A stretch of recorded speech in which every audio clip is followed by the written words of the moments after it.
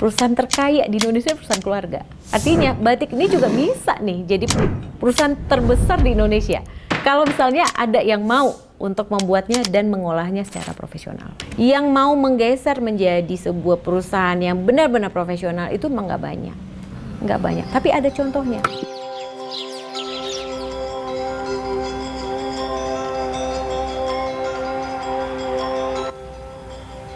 Halo, nama saya Nancy Margrit dan saya adalah CEO Batik Fractal Indonesia dan juga sebagai founder Batik Fractal Indonesia. Kalau misalnya Batik Fractalnya itu sendiri tuh difokuskannya produknya apa aja sih, Bu?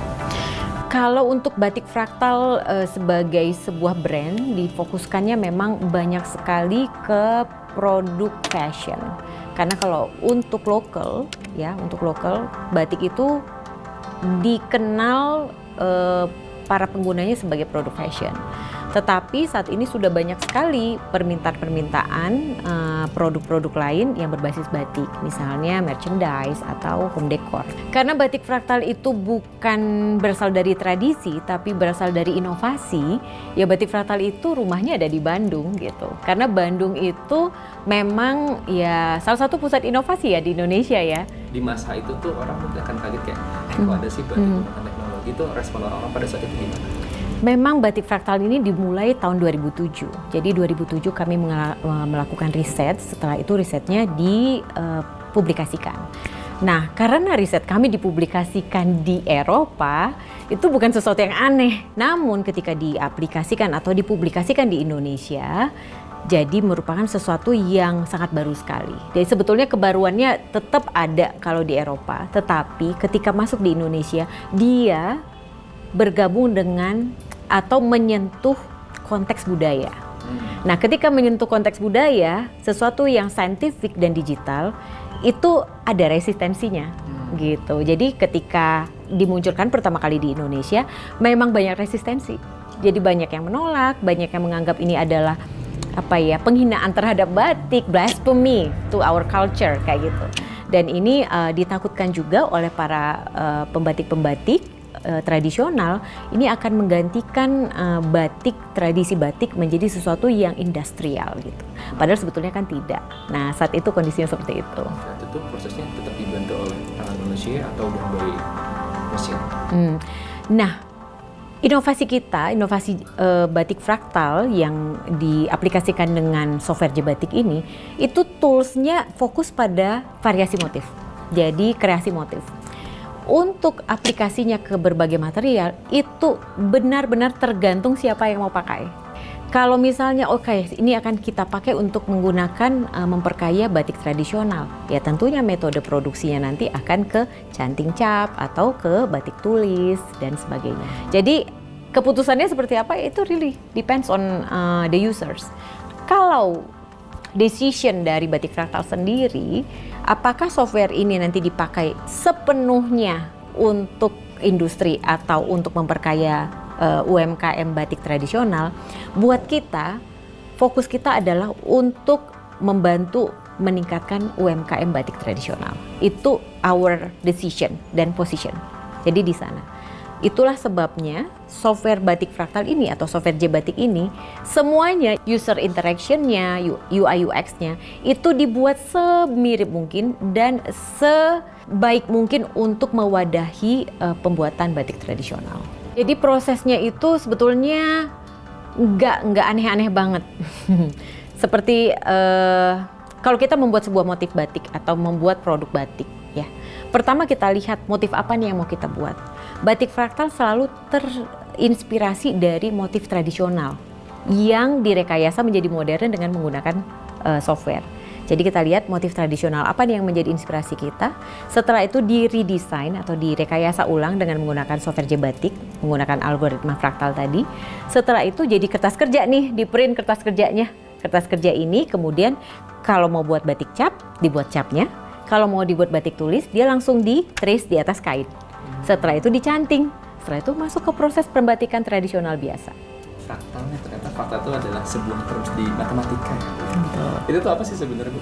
Fractal itu? Fractal itu adalah memang sebuah prinsip matematika yang juga sebetulnya dapat dilihat di alam semesta ya. Nah, prinsip ini memperlihatkan adanya perulangan atau iterasi bentuk-bentuk yang ada di alam semesta. Nah, setelah kita lihat ternyata perulangan-perulangan ini banyak kita lihat juga di karya-karya manusia, termasuk salah satunya di karya batik. Tapi kenapa akhirnya memilih batik sebagai medium yang oke deh, kita akan bikin batik fraktal gitu? Nah, itu memang kejadiannya ketika saya dan teman-teman founder itu kita sedang berkumpul dan membicarakan tesis di sela-sela membuat tesis menggunakan prinsip fraktal membuat bangunan. Dia membuat gambar-gambar bunga, gambar-gambar daun, dan di mata saya itu terlihat seperti batik. Dan setelah kita lakukan riset lebih dalam tentang batik dan prinsip fraktal di alam semesta, ternyata memang ada, yaitu dari sisi perulangan atau iterasinya dengan berbagai bentuk. Terus kita berpikir, kalau prinsip fraktal ini bisa digunakan untuk batik, berarti logikanya kita bisa dong bikin tools tertentu menggunakan prinsip fraktal yang khusus buat batik. Sehingga akhirnya J-Batik ini kita buat untuk mengubah atau merekayasa motif-motif batik itu dengan menggunakan rumus-rumus matematika fraktal. Katakanlah tiba-tiba ada UMKM nih, aku juga mau bikin nih brand baru batik. Apakah dengan menggunakan J-Batik juga? Saat ini pengguna software kami lebih dari 4.000 orang.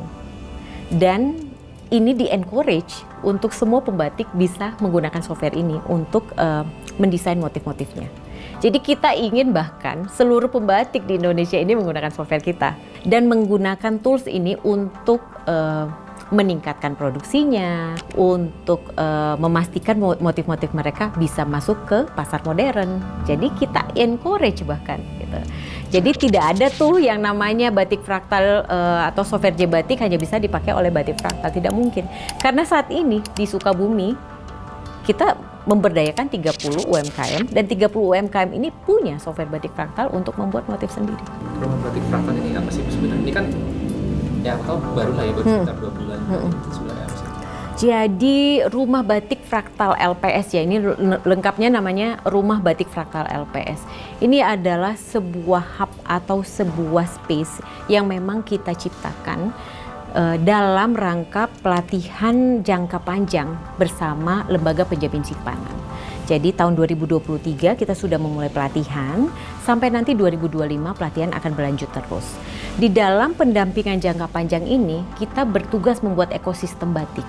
Nah, Sukabumi sebetulnya bukan daerah penghasil batik, ya kita tahu gitu. Sukabumi Cianjur itu ada batiknya, tapi bukan yang menonjol.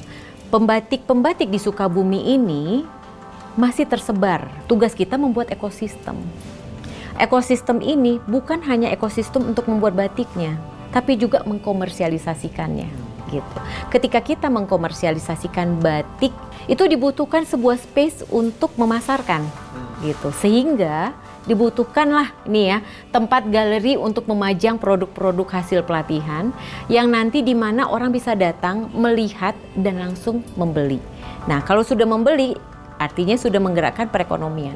Dampak ekonomi itu yang akan kita kejar juga. Selain pembatik makin pinter, digital literasinya makin bagus, kemampuan membatiknya meningkat, komunitasnya terbentuk, ekosistemnya terbentuk, tapi juga dampak ekonominya langsung dirasakan, dan ini ada di Sukabumi.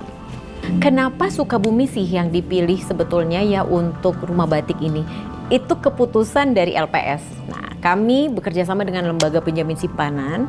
Memang salah satu fokus dari kegiatan Lembaga Penjamin Simpanan di dalam fokusnya untuk sebagai institusi finance di Indonesia, salah satunya memang di Jawa Barat yang menjadi fokus mereka. Nah, setelah dilakukan survei Jawa Barat ini, sebetulnya banyak daerah-daerah batik. Sukabumi terpilih karena memang simply belum ada aja gitu sentranya. Kalau kita masuk ke Garut, ya sentranya sudah ada, sudah dewasa. Cirebon, mature. Industri di sana sudah sangat saturated gitu ya. Sudah banyak industrinya, udah besar, dewasa, dan sudah terkenal mungkin ke seluruh dunia gitu.